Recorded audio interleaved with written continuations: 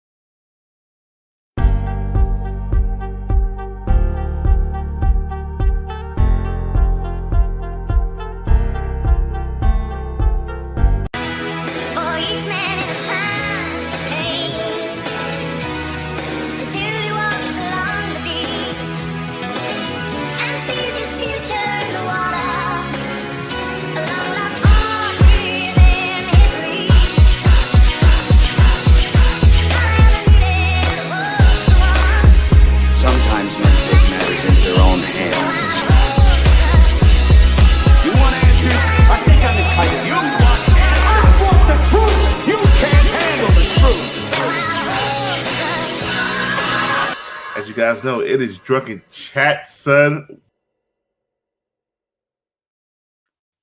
All right.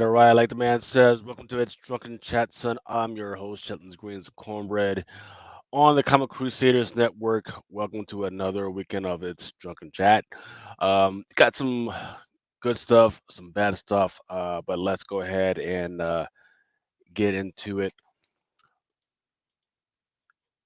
So let's start off with the very, very ugly stuff. Like I've been telling you guys the last couple of weeks. There's a couple of reports they were looking out for, waiting on. That was the CCPI data and the PI data, and it was very good. Inflation is still going up. Labor costs are still going up. Cost of the materials is still going up. So overall, inflation is going up, and almost everything except for a few things. What that'll mean is that within a few months, cost of comic books, cost of your local comic book stores, all that stuff is going to freaking go up. So right now we're already seeing like $4.99, $5.99 comic books. Is going to go up even more for an average. And I know some of the comic book publishers have promised, oh yeah, we'll have $3.99. Well, it's going to cost them a lot more, and they're going to keep their promise. So we'll stand by on that one. Um, man, going back to Disney, we had saw some really good freaking returns on Disney at 122. Now it's coming back and pay up on all the way back from 122 to 114. Netflix had an abysmal thing. Warner Brothers, Discovery, it was just abysmal all across the board. Even though some of them actually had some pretty good news at this week's CinemaCon, which was it's sort of like a convention for all of the people who are in the movie industry and the theaters, to see what's coming out and what they want to invest their money in. Um, Even Paramount, which had some pretty good news, it was kind of down at 8.4%, which is kind of crazy. Um, yeah, nothing new, I would say. Once again, I'll be going into that stuff a little bit later. Tina Robbins, man. she passed away. She was a Wonder Woman writer, and she was a Vampirella writer, and she just read out a whole bunch of stuff, really good freaking projects. Um, just an absolutely legend across the board on this one. She passed away at 85 apparently. Um, it was a stroke. No, it's a good long life, but still, no, feels. Look at her, man. Just beautiful, beautiful young lady. Still passed away too soon. Um, Also, we had Juice, man. Freaking, he passed away. I believe he said he passed away at 76, man. Died at the age of 76. He was an American football player for Buffalo Bills prior to all the the messiness that happened with him. He had some film roles, including Towering Inferno, Killer Forest, Capricorn One, and Firepower. Um, and then all of a sudden, all this just went away with that messiness that happened, regardless of whether he was found guilty or not. Um, and then after that, it wasn't like he was out of jail free. He still had a whole bunch of messiness in his life. So hopefully he can rest in peace on that, and and hopefully that some of the other people that his life was caused turmoil can find some peace in that. Um, Moving on, and I want to give a shout out to all the people in the chat right now: GT Key Comic, Ben Fong, Peter Fitznight, Sir Christopher the Great, Tom, um, and Raymond Camacho. How's it going, guys? The Next up, the other news that was happening is Last Ronin, man. Um, I think previously, maybe months ago, I had told everybody about the video game was happening. Now we got the Last Ronin possibly has happening as a, a rated R movie. Like, okay. So the comic which took place in a dystopian New York City with run by an iron fist by Roku Hiroto, son of Karai, grandson of Shredder, revealed that only four of the injured Ninja Turtles had survived, and that one turtle, it turned out, was of course going to be Mikey. Um, it was held a whole cast of freaking characters that still were carrying on the deal, to include April and her daughter. Um, good story, but it's kind of weird that IDW still wasn't able to turn that into a great big profit for itself instead of losing actual money. Um, Now, Teenage Mutant Ninja Turtles: The Last One, and it's still in this early stage of development. Other than a few members of the creative team, a commitment to an R rating, and the fact that the film is currently planned to be live action, we don't know much. Presumably, the story will follow the comic book pretty closely, since it's such a self-focused and self-contained story. Regardless that the film, as described in reports, will be a major departure from what the franchise has typically been. Kevin Eastman and Peter Laird, original comics, were a little bit darker and grittier than the '90s incarnation of the Turtles, but ever since the first cartoon, the brand has been very friendly, and yada yada yada. But Um, no, I think the last major project that was successful was Mutant Mayhem, which was a pretty big hit with critics and audiences, and my kids they liked it. And reestablished the Turtles as kind of like a goofy crew of characters, appropriate for all ages. But making this movie, the Teenage Mutant Ninja Turtles: The Last Ronin, an R-rated film, based on the darkest Teenage Mutant Ninja Turtle of all time, is going to be bold, right? Because got to remember, there are certain parents like me that will not take their kids to see an R-rated movie, right? It's one thing if it's bloody and everything, but when you start having people cussing for no reason whatsoever, Wally, yeah, we can't have that. I just shut it down. So that's a bold move to see what they're trying to do. But if Paramount gets it right, it could be one of the best Teenage Mutant Ninja Turtles project ever. So we'll have to see on that. In the meantime, I was taking a look at some of the copies that are out there for the Teenage Mutant Ninja Turtles: The Last Ronin. We've got second prints out there. Just they're going for $14. 9/8 of the first print, they're going for $300. One has some suspicious numbers at 530. Fifth prints we're going for $12. Um, so there's still money to be had if you have these copies or if you find these copies in the back bins, especially as we get closer and more people start to get attached to this. Sir Christopher Great is saying, "Hey, now we need to get those lost years together. I know they're going to introduce the new turtles. Very good point, right? So you get the last Ronin, you get the older April O'Neil going, then you get those last turtles going. Hey, why stop there? Why not go through especially in Mutant Mayhem? Let's roll back to Mutant Mayhem, the storyline where those animals get isolated because now, well, actually, I think it was the half of New York City actually became nothing but mutated animals. I wouldn't mind seeing that. That was a crazy ass freaking story that a lot of people kind of like faded out with. Right after they announced that female turtle, it was like, okay, people were losing that. There was like a bunch of craziness that went on with that one. What are those 9.9s doing? I think it was number 5. Yeah, yeah, I'm not sure. Sure.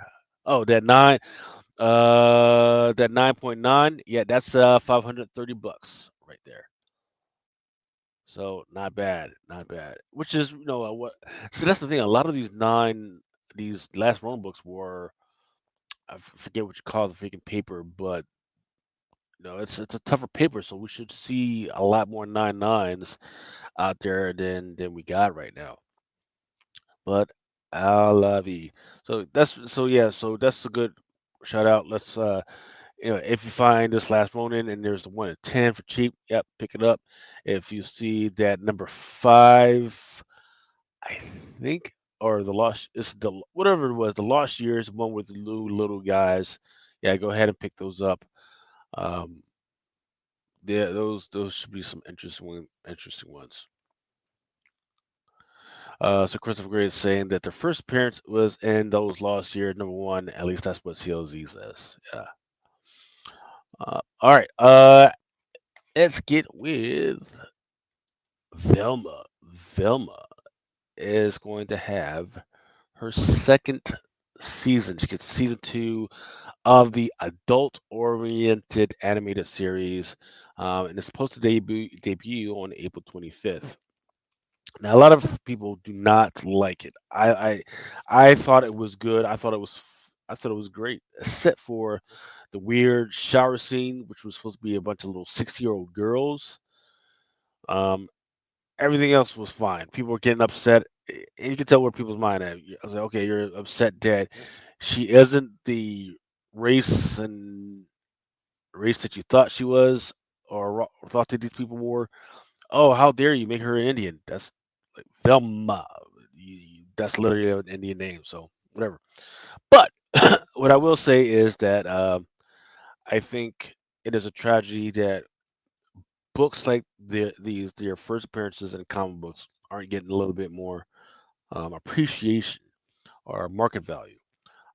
For instance, Hanna-Barbera Scooby Doo #1, 1970. It was a great one. It actually had some pretty good numbers, but not fantastic numbers for one of the greatest comic cartoons of all time. Um, Especially, I think it was like number 3 on the TV Guide list of comic cartoons of all time. Um, but there is some, and the reason why it may not be have like really, really, really good numbers is because there is not a consensus on what the first appearance was. Some people believe that the first appearance might be Archie and Me, number 31, which is actually has some pretty good numbers in its own right, which with VS of this one, going for $160, which is crazy to me. So I'm going for 160. Then you got Scooby Doo number one going back for at 1.8, going for 450, and then you got some other Archie and Me's going for 125 and the like. So it's spread out where the numbers were, but it's back and forth in between Archie and Me and Scooby Doo number one. Here's what I would put to everybody though, to remember that the Scooby Doo characters, talking about uh, the Scooby Doo, uh, Daphne, Fred, and Shaggy, were all based on a TV show, an actual live action TV show built by the same producer or the same writer and the same director, same freaking channel. They were all built by the same one. They wanted to do Archie and Me. They wanted to do the Archie, like the whole concept of the Archie band, and they go across the country and they like, play a little bit, and in the middle, and in the meantime, in the middle, they have like little weird adventures and everything. Well, they wanted to do that, but then they wanted to cross it over with, um, like mysteries and House of Mysteries, which was coming up at the time, which was like a really big thing. And then that's where they're like, okay, we'll take a little bit of this and take a little of that. I was like, well, what type of characters? Well, they're going to be um, based off of these characters. The many loves of Doobie Gillis. Okay. Doobie Gillis was a young man, and I forget what country you say he was, um, who you can see, man, he looks exactly like freaking Fred, man. Um, who it was a small town guy. He can living with his dad and his mom. He can just take care of business, get into wild antics. Um, but he worked. He wasn't really a band person at the time. He was just like working out of a supermarket, stuff like that. His buddy Shaggy, or not actually, it's not as bad as Shaggy. His name was Manyard, and Manyard was the same character, freaking hippie with the beatnik, freaking beard, crazy ass freaking hair, all that. Um, what's her name? Daphne.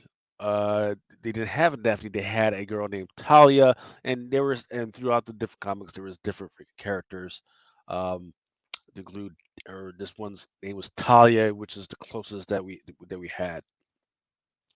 Um, and then so that's it, man. Freaking Dobie Gillis, number one, maybe should be in the conversation of what was first appearance of Scooby Doo. And I know people don't care about that much about Scooby Doo, but me, my childhood, I did, and I had never knew this. Now, you would go, well, what about the dog? There was no talking dog in Dobie Gillis. Well, there was a dog that looked exactly like Scooby Doo in Doobie Gillis. Looked exactly like him. And he said, well, it's not a talking dog. Well, on several, actually, do I have it? No, I don't have it. But in at least a couple other covers, there was some talking dogs on there, on the cover even. And I think the first one was in Dobie Gillis, Many Loves of Dobie Gillis, issue number 23. Right there on the cover, there's talking dogs on there. It was a main feature of the story, absolutely not, but it was a thing. So there you go. That's what I would put to everybody. All right. The other thing we got is Madison. Madison with a Y, but not where you think. Madison became an instant fan character after appearing in a She-Hulk episode. Is this not real magic? Original creation just for the show. Madison is introduced as a volunteer for Donnie Blaze's magical act. However, the former failed student gets into some trouble. She ends up having to, testify against the guy for wrong. Um, and then for the rest of the episode, I think for the rest of the show, they kind of just end up hanging out between Madison and Wongers, right? Madison with two N's and one Y, but not where you think. So apparently she's going to make an appearance in the comics now, um, particularly in Venom issue number 3. The bulk of the first looks with Doctor Strange trying to learn more about the alien creature, but then Wonger says, "Yep, I ain't got time for that. I got a freaking date with the girl," and you can hear her yelling, "Hey man, freaking Wonger's, I need you." So I don't know if she's going to make a physical appearance, but she definitely makes an audio appearance. So it might be at the very minimum a partial first appearance. And what if Venom number 3? Uh, Man, there was a lot of stuff mentioned. Transformers one was mentioned at CinemaCon. Smurfs was mentioned at CinemaCon, and then the list was going on. I really need to get that list compiled. Orders for Space Ghost number 1 has crossed 67,000 copies, and that was as of today, or actually as of 2 days ago. At the final order cutoff, another hit license for title for Dynamite Entertainment. Orders were at 33,500 with initial orders, so they more than doubled at FOC. And sales, this is going to be crazy. Sales may still exceed 67,000 orders for Thundercats number 1, which went from 100,000 to 170,000 between FOC and release. I'm not going to tell you which ones to get because there's too many freaking covers. I think they just need to focus on getting 2 or 3 really freaking good copies or good covers. All right, next what we have up is a mail call. These are some of the emails that were sent to me by some of the publishers and or retailers or whatever, for stuff that they wanted us to pay attention to. This is for the retailers. This is for the retailers, but for the speculators, you can harp in on this one. Special shipping update for products and books that are going to be on sale for April 24th. Apparently, there was a truck accident that may affect the delivery of Marvel Comics products on sale to Diamond customers. So, is this another Ultimate Black Panther number 1 where 56,000 get freaking missing? I have no clue. But what they're saying is at this time, they do not know if the shipment will be delayed, nor do they know the condition of the truck driver, which means I guess maybe the dude was drunk, maybe freaking ran into a freaking ditch. I don't know. Anyways, the accident must be investigated and the product must be loaded onto another truck.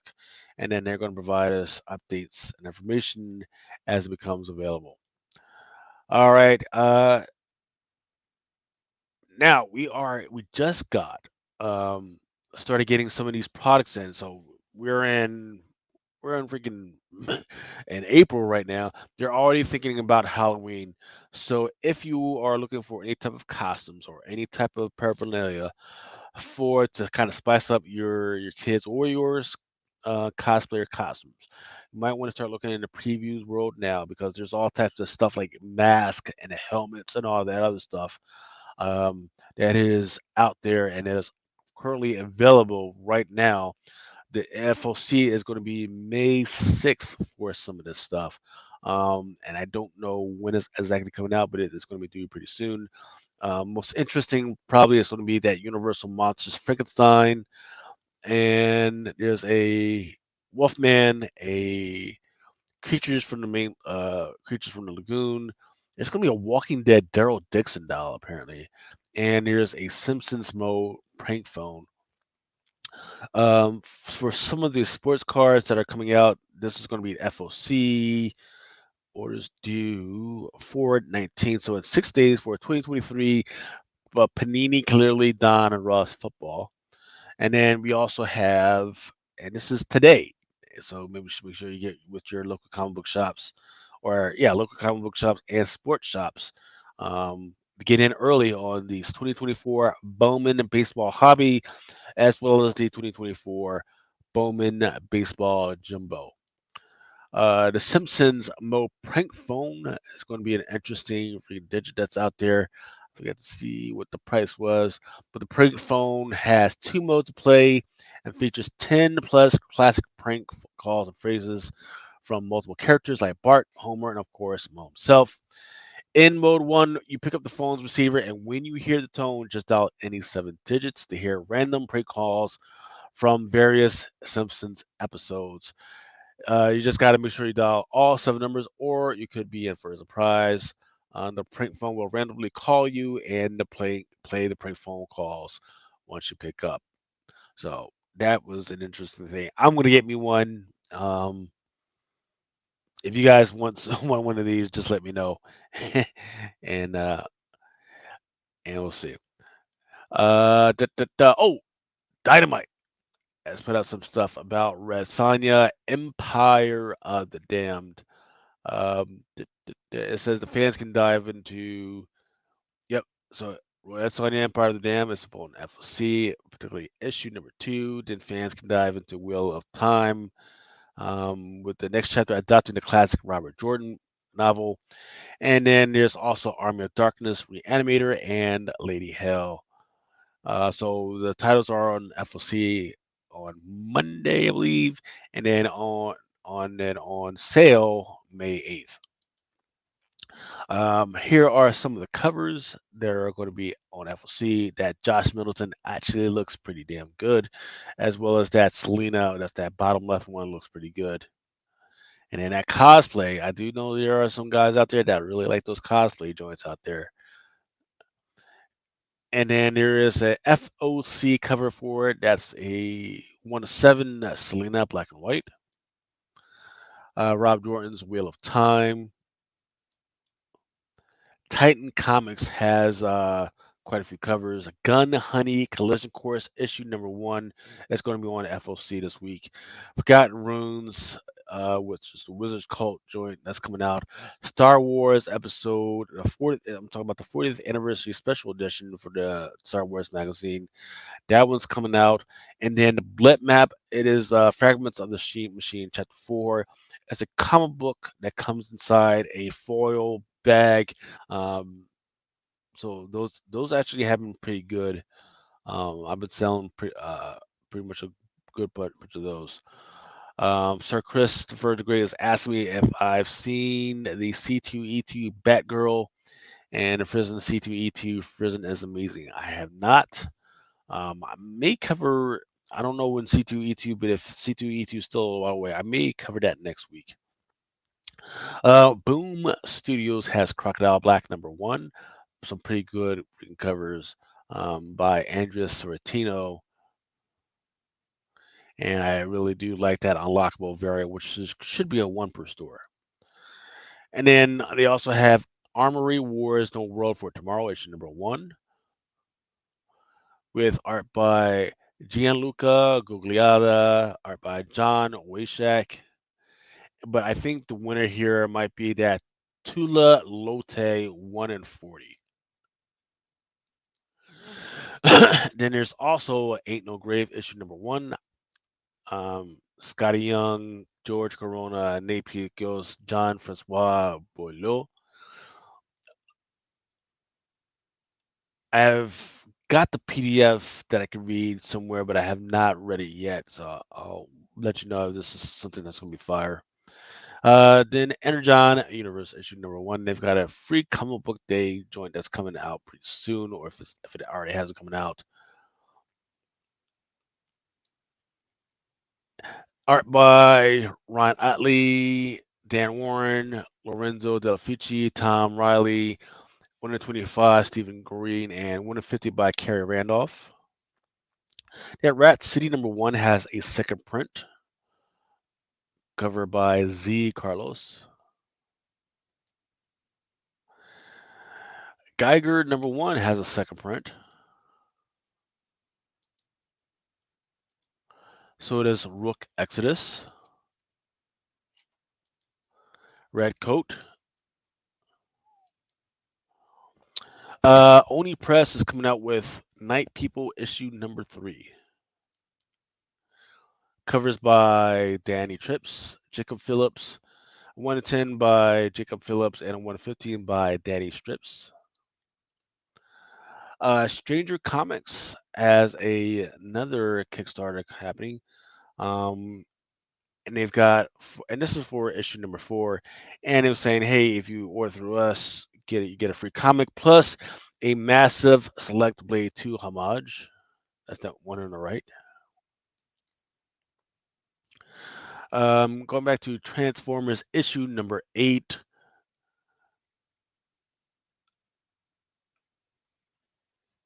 I don't see anything big. It just says the next chapter of the Energon Universe story everyone is talking about will be available on shelves in comic book shops May 8th.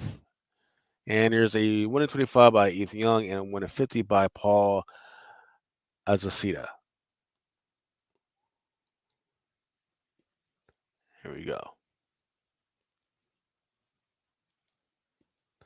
And that's your 1 in 50. Ekagun, God's number 1, go to second print. There's your Gun Honey Collision Course. All right, we're getting ready to go into some of the new release, but before that, let's go ahead and take a little break. Let's play the Joker's trailer. All right, once they start singing, I gotta freaking cut that off, man. I'm not trying to get any copyright strikes on this one. All right, here we go. Here are some of the ones that just got released this past Wednesday. Was that the 11th, I believe? Either the 11th or the 10th. Might be the 10th. That kind of caught my eye as to some of the action that was happening. Incredible Hulk, volume number 5, number 11, Arthur Adams variant. Then the Star Wars: The High Republic, volume number 3, number 6, Dustin Nguyen. That was 1 in 25, I believe. Then a What If Venom number 1, second print, Paulo Siqueira Virgin. Mighty Morphin Power Rangers: The Return, issue number 3. This one was an incentive, Franny Virgin. House of Slaughter, issue number 22. Cover G, incentive, Werther de la Adera. Uncanny Valley, number 1. This was the Tony Fleeks variant, and I believe that was an unlockable. Then there was your Cover E, incentive by Dan Moore.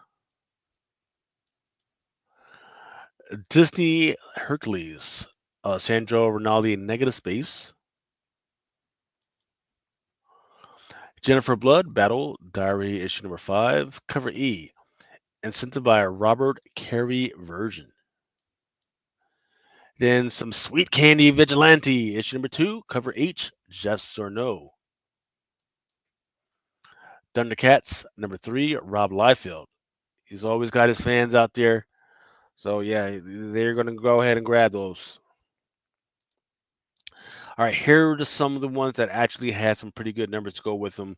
In the last, I want to say 3 days since this last Wednesday, this past Wednesday, 1,183 sold with the precursor of pre-sale. 50 total different sellers, and $12,000 in total sales in that period. Helverine, man, Helverine, which is, and this is not even his first appearance. Had some pretty good numbers. There was a Cover A, and then there was a Kevin Eastman variant, and this one is supposed to be sold in May. Then Daredevil, issue number 10. There's a Scotty Young Big Marvel variant cover. I think I talked about this earlier. Space Ghost number 1. Feral, issue number 3. And Tony Fleeks has been on fire this month. Then Ultimate Black Panther, issue number 3, I believe. Then Gun Honey Collision Course.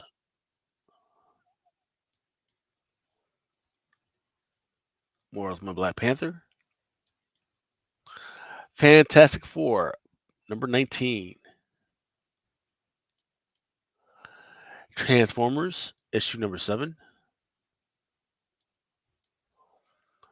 Ultimate Spider-Man. Amazing Spider-Man, John Romita Jr. That Ultimate Spider-Man at number 4, that Manahini.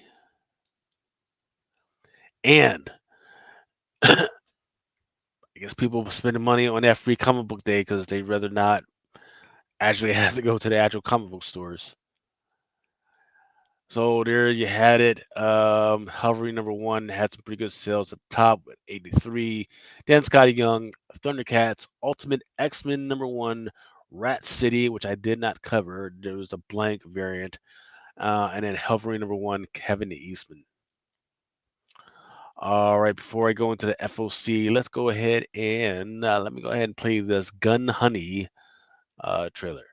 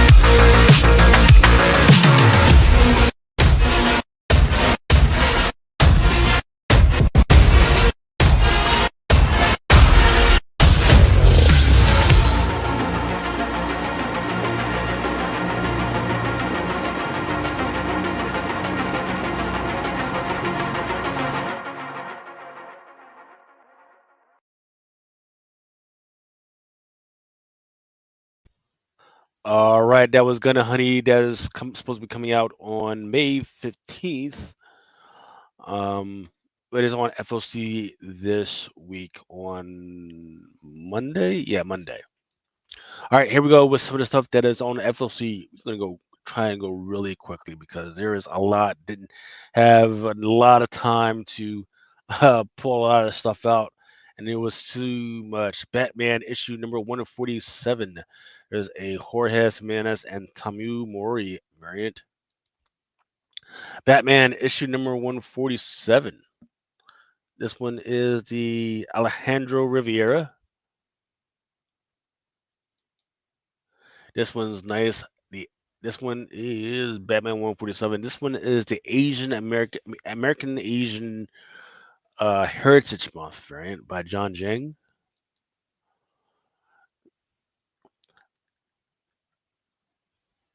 This one is by Kendrick Lim.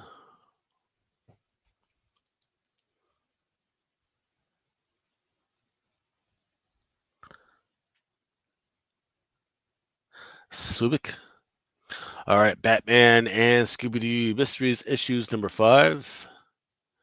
It's an omnibus for Batman and Robin Adventures. Birds of Prey issue number 9.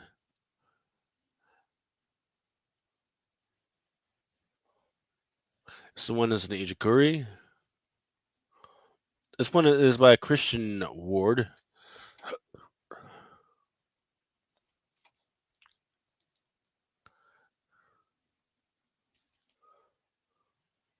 One's by Sanyong.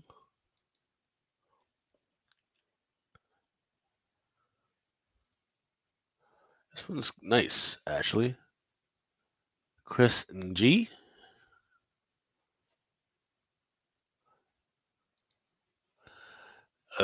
Chef's Kiss, Alex Award winner, teen readers, and adult books. Yeah, nah. Comic Journal Yearbook Best of 2023. Destiny York, Leslie Lurie. Here's your Virgin variant. Love of the Damned, Quinn Vigil. Faust.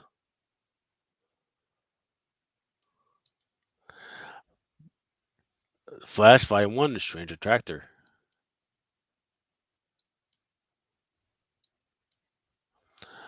Neil Before Azad, issue number 5. This one's by Jason Alexander. Lucio Perillo. John Jang. Lost Worlds of George Metzger. Mark Twain's War Prayer. I might have to order this one. Illustrated by Seymour Schwast. I forget what the hell this is, but there you go. There's your tentacle cover of the week. It looks like Benjamin Franklin on an island getting strangled by freaking tentacles. I don't know what the hell's going on, but yeah, just weird enough. My bad. Escape from the peculiar island. My bad.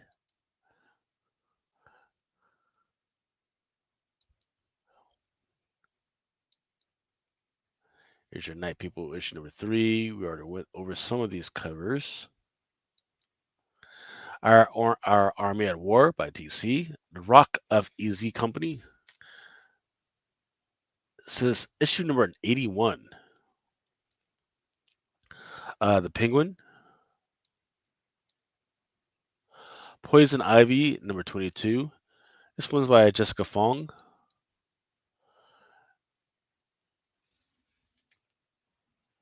This one's by Frank Cho. Kiko Johnson.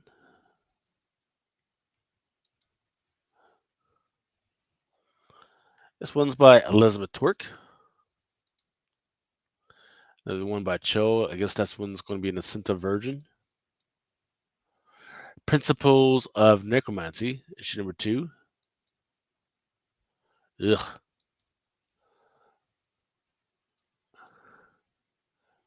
Psychodrama Illustrated, issue number 17. Sanction by Mad Cave, issue number 1. Covered by Panosian.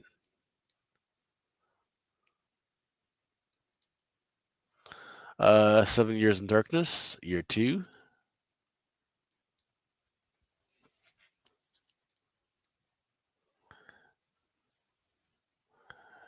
Shazam's Jeepers Creepers, issue number 11. Covered by Dan Mora.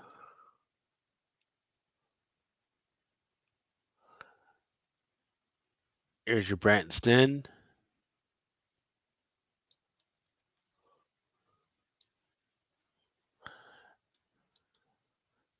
Boy Wonder, book 1. This one's going to be a black label.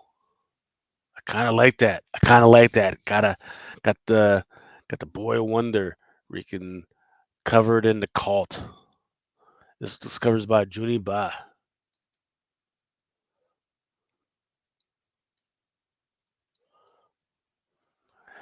AWA Publishers. You and I. And there's your romance covers homage. Yeah.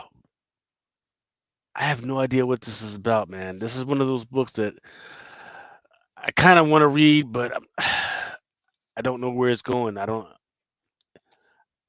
It looks like it might be good. I'm just not sure that enough people will read it that will agree with me to make it anything. Unnatural Order, issue number 1. Oh, that's issue number 1. Volume 1, excuse me. When the Blood Has Dried. And this one is Fire and Ice, the Rosetta cover. The Gun Hand, issue number 1. The Butcher's Boy by Dark Horse, issue number 1. More Grimm. This one's by Torrin Clark, by the way. Gunslinger, issue number 31. Getting into some Marvel with Alien, Black, White, and Blood. It's a great freaking cover right there. Needs to be a poster. The Amazing Spider-Man, issue number 1, Blood Hunt. Great freaking cover. I just the the problem is that the little UPC code kind of messes it up, the barcode. Blood Hunt, we've already seen this cover, and then this one is the Black Panther cover. I believe this one's an incentive.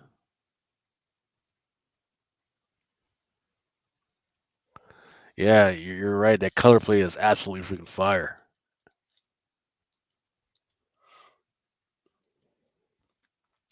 Blunt Hunt issue number 2 by Peach Momoko.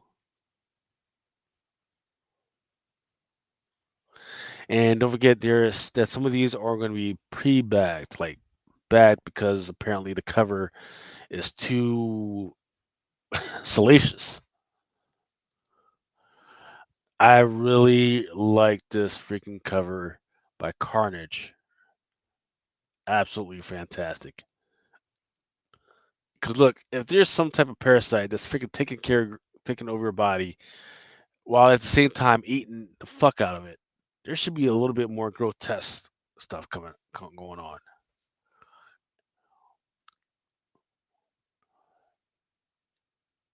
Here you go with some Ghost Rider.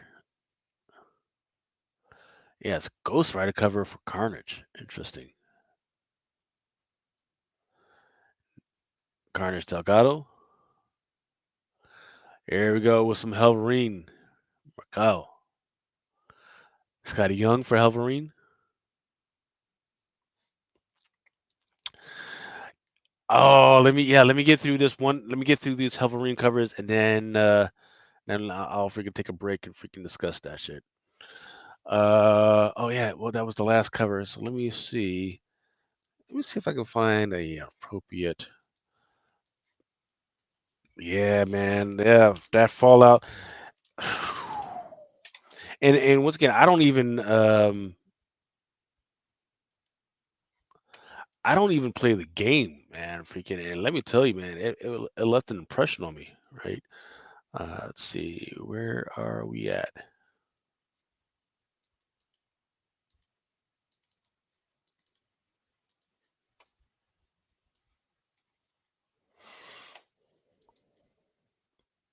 Okay. So yeah, so I did watch episode 1 of Fallout, right? And once again, I wasn't really. I kind of had a very vague idea that it was kind of apocalyptic. What I didn't have any understanding is how much detail that they were going to try and put into it at the beginning of like just pushing out and breathing out the scenario, right? Um, the whole overlaying of, hey, this is what was happening to people back in the freaking day, and they were really afraid because I know some of y'all are young. I mean, some of y'all are older, right? But you guys are like, we're not in like the parts of the country that I was in, even during the freaking 70s, when that was a big fear. When your freaking school still had those freaking bunkers and they were still doing training for that shit. So it brought back some interesting freaking thoughts about what the fuck was going on with that. Um, the whole thumb thing, the fact that, hey, you could have a bunker all you want, but you need to be prepared to fight to it, right? It wasn't going to be just a, hey, let's go ahead and stroll over there, man. I love that. I love the fact that you talk about, hey, right after that, there's going to be crazy people just doing crazy things instead of just sharing. Okay, okay, let's just rob you, take you, and freaking kill you. That was freaking amazing. The color schemes, absolutely freaking dope. Freaking love it. I love it when people kind of capture the colors of a time frame. Love that. The actress, absolutely freaking love her. And mind you, I haven't even watched. I don't think I've even watched the end yet. I think I'm maybe 10, 15 minutes away from the end because I fell asleep. Not because it was boring, it was just because shit, man. Sometimes when I'm clicking through, it's just freaking 1 o'clock in the morning, like it is right now. Um, but yeah, it was really really good. Is it sustainable? I think it is sustainable. Unfortunately, I think what's happening eventually happening, because I've already seen the trailer for like issue or episode number 2, where she goes out, and the reason why I hate that when people go outside of your normal, because you set me in this freaking time frame. You spend all the money to give me these color palettes to remind me of what time it is. Now you're taking me outside, and what people don't, and what pisses me off, especially for like these B movies, because I love horror movies. I love horror movies, but the worst thing that they can do is they take everybody outside and they just put them out in the freaking woods, and it's a cheap, it's a freaking cheap trick, cheap play. Hey, let's have them run out in the freaking woods, and then that way we don't have to worry about breaking stuff and everything. And then it's just like because I after you're out in the freaking woods just running around, I don't care because you can just run forever instead of having to defend your position, which is where a lot of the real trouble starts. So, but for a good first episode, it was a really good first episode.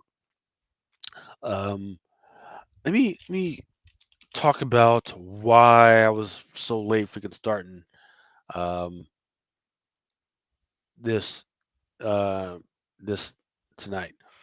The man, I went to see me and a wife. We went to see Civil War, which is another really good freaking film, and I was I was kind of scared because before then I had already started to see people saying, "Oh, it's a freaking bad film, man. It's you should stay away from it." And you know what?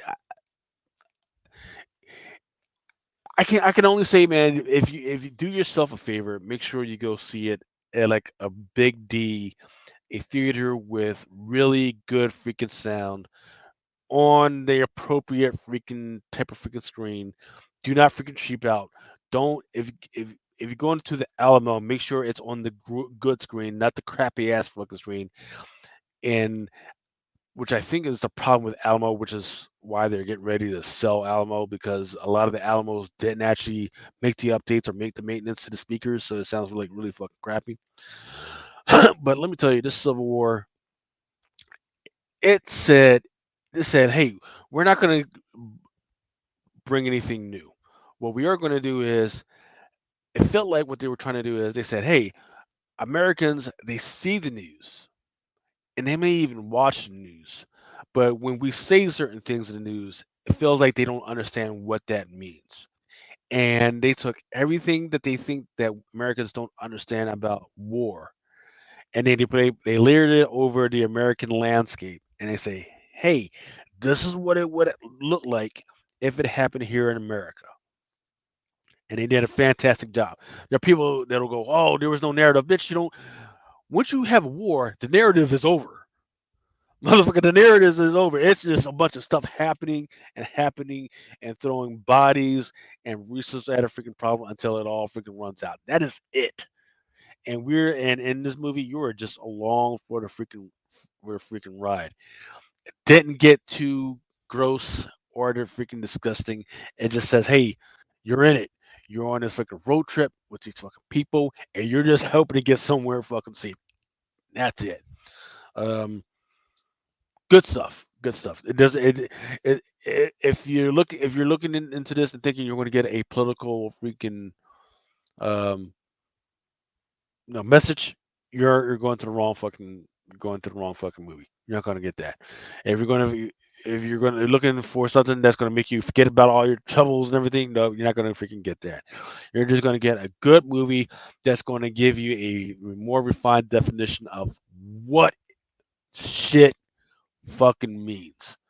When you see this happening in the news, this is what it actually fucking means, and this is what it actually fucking looks like. Because a lot of people they're just fucking lost themselves. Because a lot of people don't have zero understanding of what automatic rifles actually are, of what homicides, um, mass homicides, mass freaking genocide is.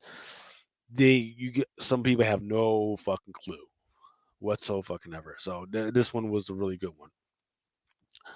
Um, see, I heard Vault 11 is controlled by an AI that requires a second file until there's only five left.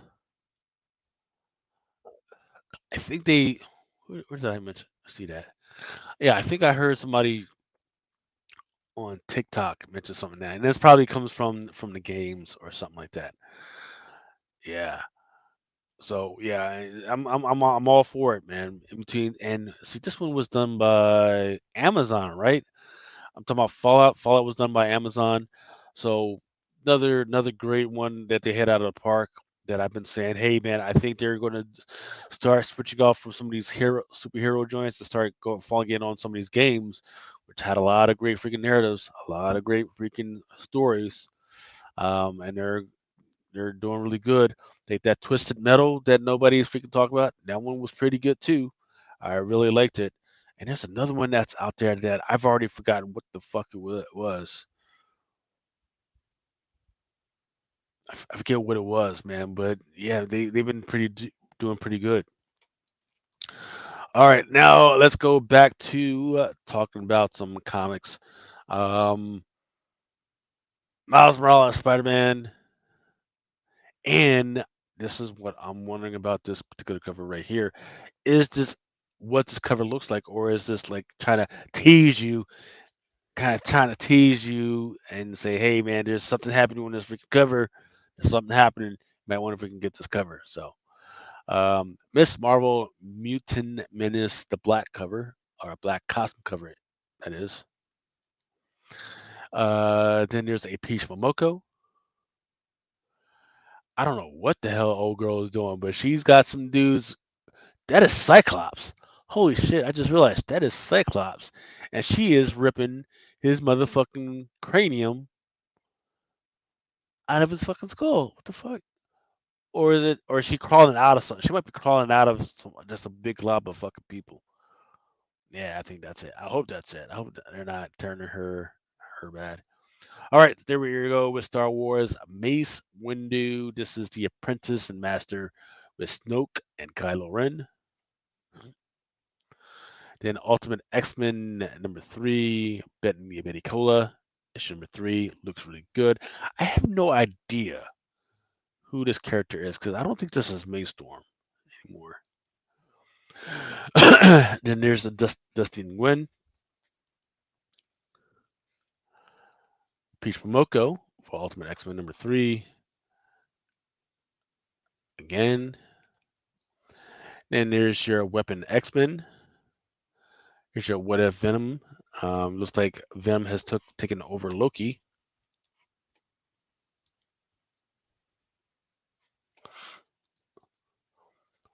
There's your design variant.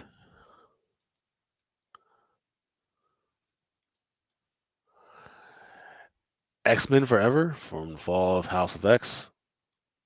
Mark Brooks. Not bad.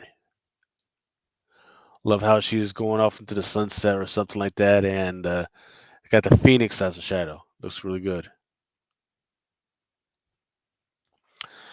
Sir Christopher Gray is saying that Nicoletta Balderi is fired. Which title were you talking about? I can see. Amazing Spider-Man issue number 256 for the What If. This must be it.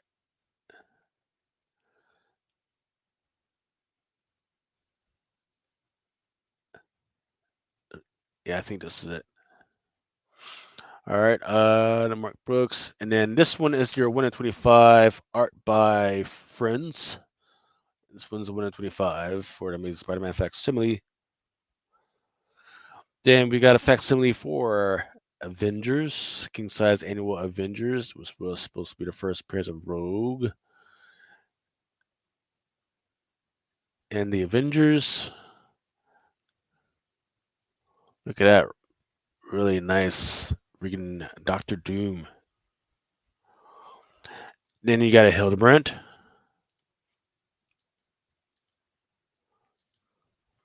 My Little Pony. Star Trek Defiant. Teenage Mutant Ninja Turtles.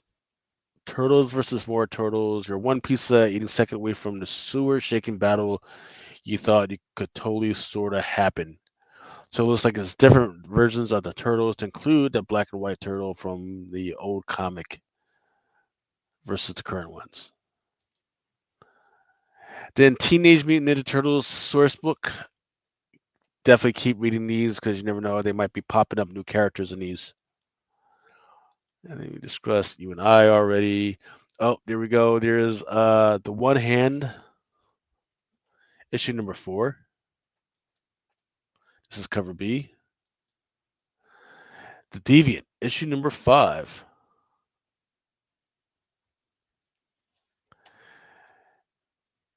It said that Adi Grabanov Doom is already $200. Man, let me see. What's the regular?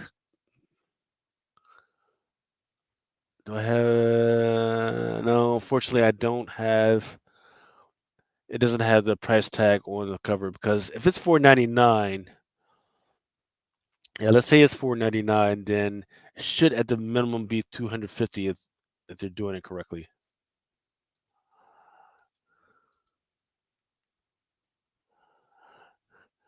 Terra Destroyer saying that he loves Twisted Metal as well.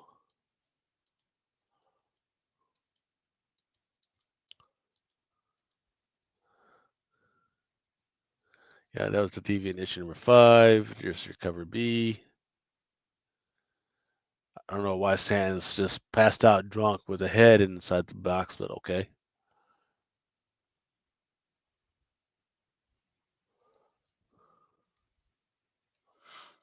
Right, people. Then Valiant has XO, Man of Wars, Invictus number 11. We've already covered Energon Universe, covered Rat City, and of course, if you guys need the SKUs while you're going through Previews World, or you need to take this to your local comic book shop, I'm going to go through these pages very slowly, give you 4 seconds to look at some of these. And then you can take this to the freaking bank, take it to your local comic book shop, or you can go to Previews World and order through there. Don't forget that we here at Drunken Chat Comic Crusaders, we do give you the option to order through us as well if you want. But I definitely always say support your local comic book shop. Crocodile Black issue number 1 and Grim number 17 were my choice for Boom Studios. For Dark Horse Comics, pint glasses. Fuck it, why not? DC Comics, there was for Batman 147, there was the John Jang, maker Clown Hunter API. And then there's Birds of Prey, the cover B by Echikuri. And then where are we at? I didn't see a Blue Beetle. I didn't see a Blue Beetle pop up for us. And then Neil vs. Zod, all of the covers were good, but of course my favorites are going to be Lucio Perillo and that John Jang. Poison Ivy, Kakua Johnson was really good. The Boy Wonder number 1 that covered A by Junior Ba was good. Dynamite, I think the Hercules issue number 2, those negative spaces, that's what people will be looking for. Trish Forstner has a Negaduck cover for issue number 6 of Negaduck.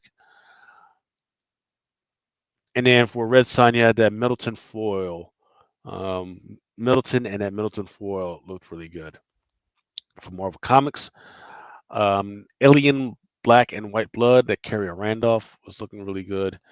The Amazing Spider-Man number 256, there was a what do you call it? There was an incentive, like a 1 in 25 that was out there. Blood Hunt. I'm not sure how people are feeling about those bag joints right now. It doesn't look like they're moving at all right now. Then there's the EM Just variant for Blood Hunt. Carnage number 7. I did like the Nick Klein Stormbreakers. And then Deadpool, there's number 1. There's a second print 1 in 25. The Doom number 1, there's an Attic Ravnoff and a Hildebrandt. Wolverines, looks like their numbers are moving, so sell them quickly before you even get them. If you can, sell them quickly because people are trying to get those. Even the Scotty Youngs looks like they're doing pretty good. And then for Miss Marvel Mutant Menace number 3, some of them actually look pretty good. Include some of those Peach Momokos. Star Wars Mace, Master and Apprentice. Then you got the Ultimate X-Men, the Betty Cola looked good, the Dusty and Gwen, Peach Momoko, of course, does her thing. The What If Venom at number 4, I think you guys were pointing out that, yeah, they looked really good. Then there is a Rod Reese as well. X-Men Forever, I think the one with Phoenix and the Shadow, I think that one looked good. American Psycho number 5 is on FOC apparently this week. I forgot this title was even still happening. Um, but yeah, so what I'm not tracking right now is Burning Maid issue number 1. I don't think I had any covers for that one. I would have to check that out. And Butcher's Boy, and then a bunch of other stuff.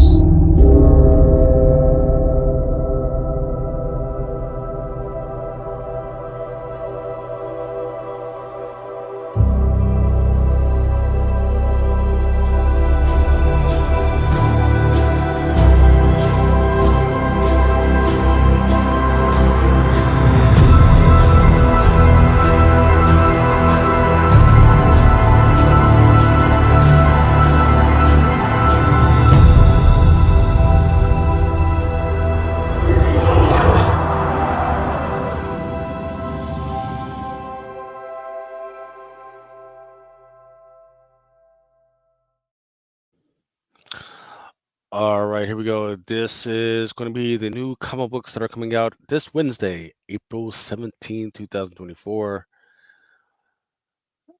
Almost Dead has some books coming up. These are selling okay. I haven't even read issue number 1 yet, so I do need to take a look at that. But it does have several different freaking covers, including I think there's a Game Boy cover out there somewhere. Gargoyles, David Nakayama, Teenage Mutant Ninja Turtles. I think this is going to be issue number 2. Yep, definitely issue number 2.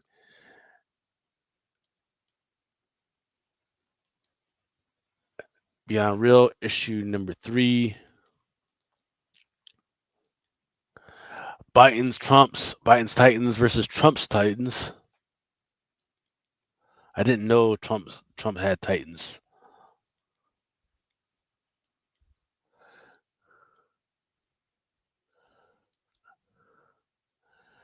Here's your boy Bernie Madoff.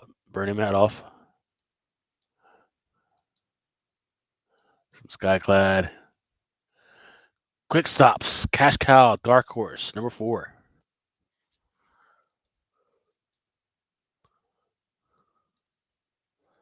Bombshell and Tom Tom. Issue number 4.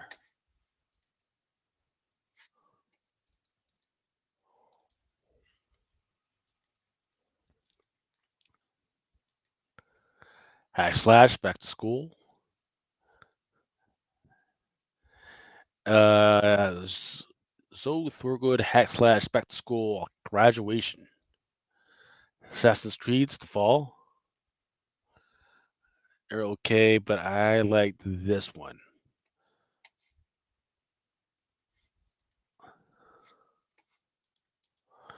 Gargoyle's Quest, issue number 1.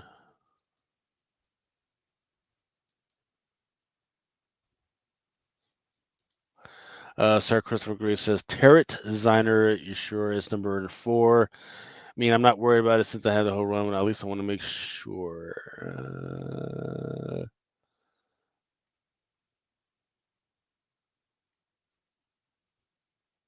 Unfortunately, it doesn't give me a number on that one. Just hit me up and I'll find out from the actual page. Darkwing Duck, Justice Ducks. Here's your negative space variant for Darkwing Duck.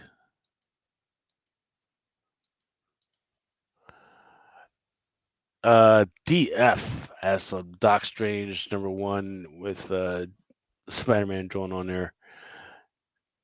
There's a bunch of DF stuff on here. Dude, Moon Man, Advanced Iron Man. Let's kick past all of this.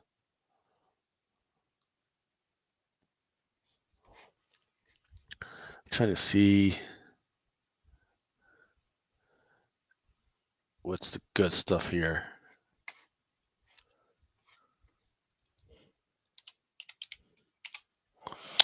Batman number 1, Urban Legends.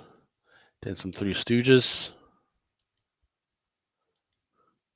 Spawn, issue number 352.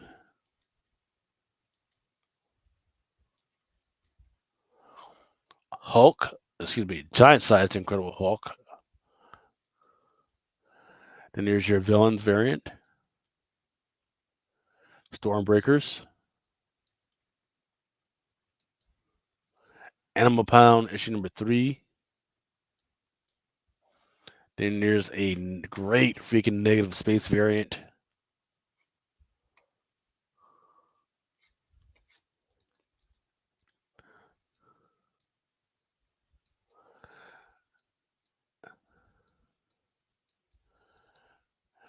Ironheart Skullcrusher, issue number 2. And there's a really nice looking Rian Gonzalez cover. Lotus Land.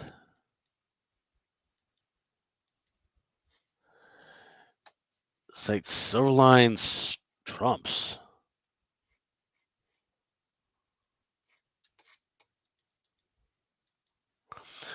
Amazing Spider-Man 255 facsimile. And there's your 1 in 25.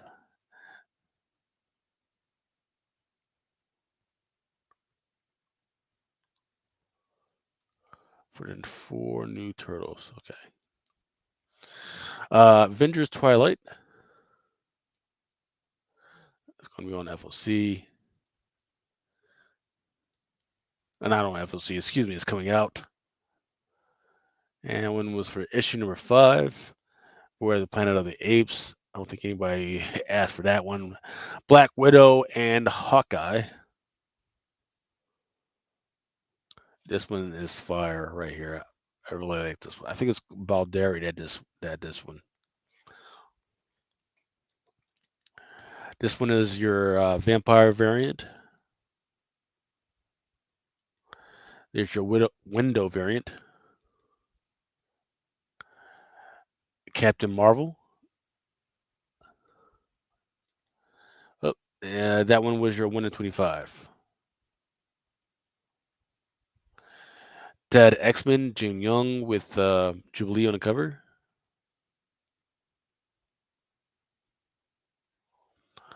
X-Men. Really nice Emma Frost by Mark Brooks. I believe I think it's either a 1 in 50 or a 1 in 100 on this one.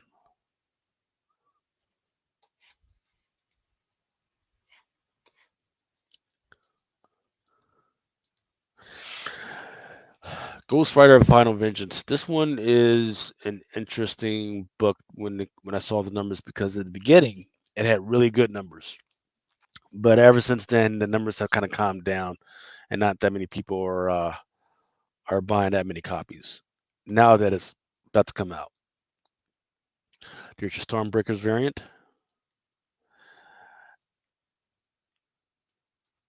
And there's your Blood Hunt variant. Some really nice covers. Miles Morales Spider-Man. Really nice. Here's your Vampire variant.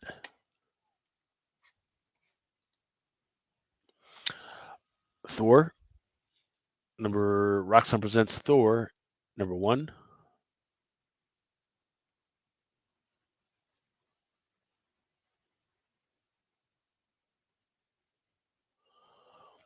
And moving on to Spider-Boy. Cover A. Here's your cover B, Vampire variant. Here's a Peach Momoko. Sir Christopher the Great saying that the Blood Hunt Ghost Rider also sold out. All right, here's some Spider-Woman. Here's your Vampire variant for Spider-Woman.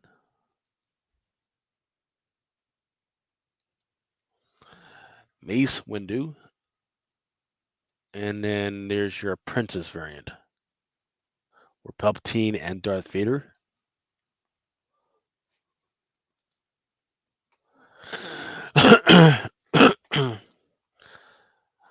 Okay, so Christopher the Great says Spider-Boy, that one was the first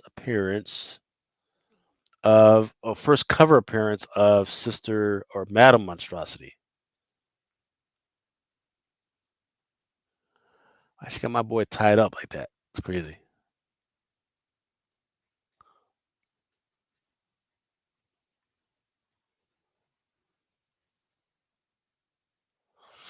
Spectacular is Spider-Man. So you got Miles, then you got Peter, and then there's a whole bunch of weird shit in the back. And freaking shadows. Do like this web spinning variant right here. But then there's also a Spectacular Spider-Man Blood Vampire variant. And here we go with the Ultimate Black Panther covers.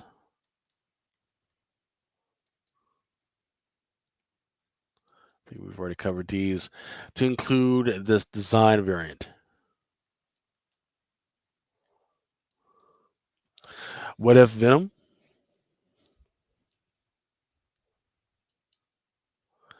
Penthouse Comics issue #2. I believe that was like Leslie LaRue. Yeah, that's Leslie LaRue. Salacious. Looks like I think this one has got to be the 1 in 10 because that's the same artist did the 1 in 10 for the issue #1. Let's skip right past that one. And of course, there is some bagged covers for this one. Now, I did really well with the unlimited, not the unlimited, the limited editions. I did really well with those, and I did really well with the cover A's as well. But I don't see. I guess maybe that Leslie Lurie will do okay, but I haven't seen the numbers for those yet, so we'll see. Iron Maiden, Blow Away by Bloom, Blow Away issue #1 by Boom, excuse me.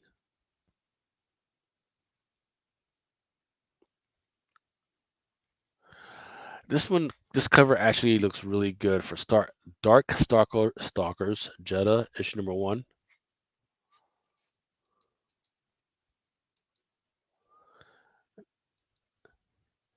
And then I believe this is cover D. Love Me a Romance Story.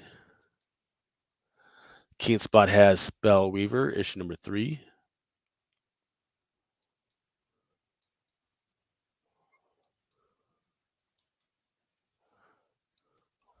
Prism. Jill and the Killers issue #4. Rick and Morty. some Zenoscope. UNI issue number, I'm thinking 4.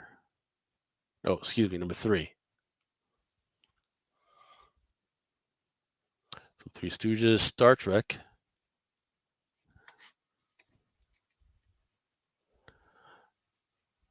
See, and if I can. Oops. Actually, let's go to Cobra Commander. Issue number 4. Kill Your Darlings, issue number 8.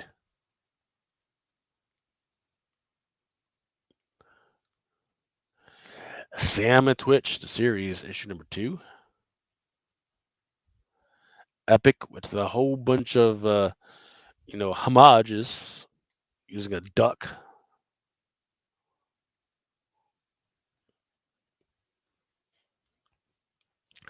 Sir Chris is saying that Iron Maiden cover was a buddy of his was done by a buddy of his, Vic Moya.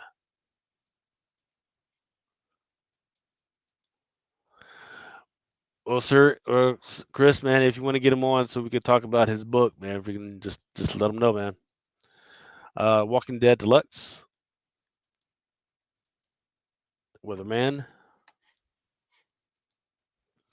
Bloodshot, Unleashed, Reloaded, Blade Runner, excuse me. Red Sonja, some Vampirella issue number 668, Lucia Perillo.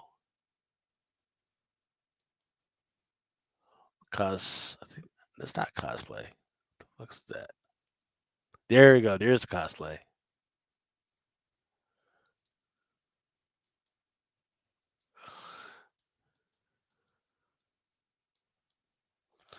Elvira meets H.P. Lovecraft, issue number 3. And more tentacles. There's your homage to horror books. There's your photo cover.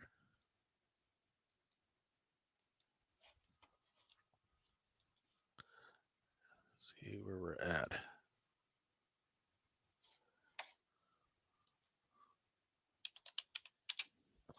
Army of Darkness Forever.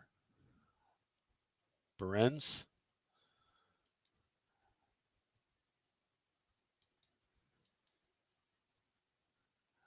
Okay, here's your boy Ash getting ready to throw a baby over a cliff. Interesting choice, Mr. Fleeks.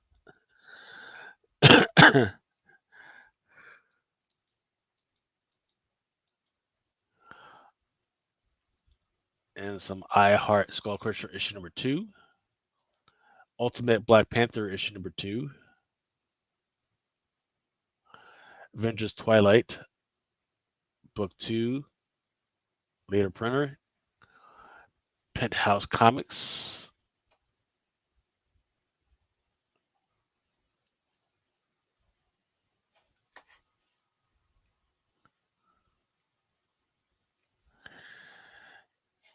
Weapon X-Men issue number 1. Later printing. Avengers Twilight book 1. Later print. Ultimate Spider-Man book number 2. Dune House Carino.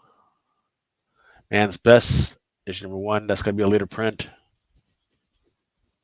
There's that Game Boy joint I was looking for Almost Dead. And Sam and Twitch issue number 2. And then I think we already went over some of these.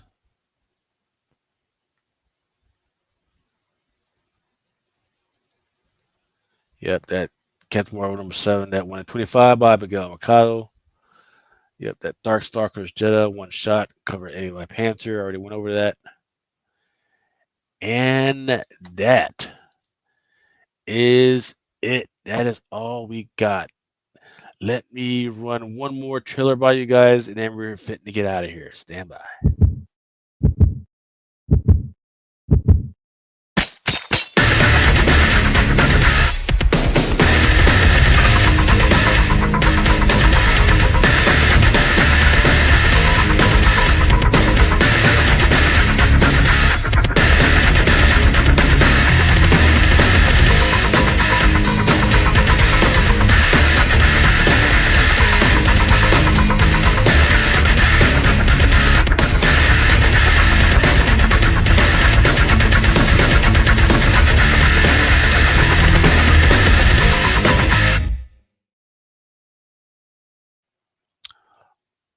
All right, that was the trailer for Dead by Twilight, I believe that was called.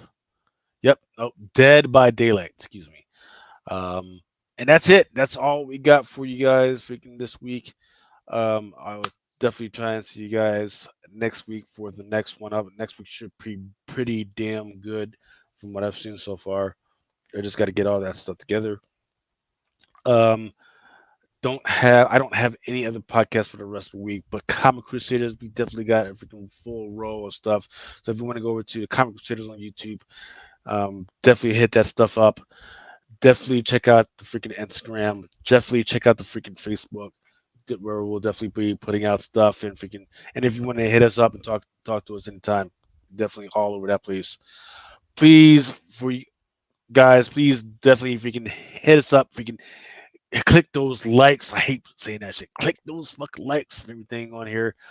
Just let us know. And if you have any comments of any direction that you think I should be going and talk about, definitely let me know, and I'll freaking definitely try it out.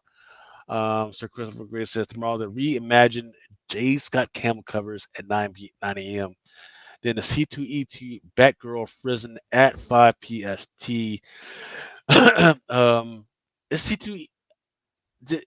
Is C2E2 happening this week? If it is, that should be interesting because the CEO of Comic Crusaders, he will be at C2E2.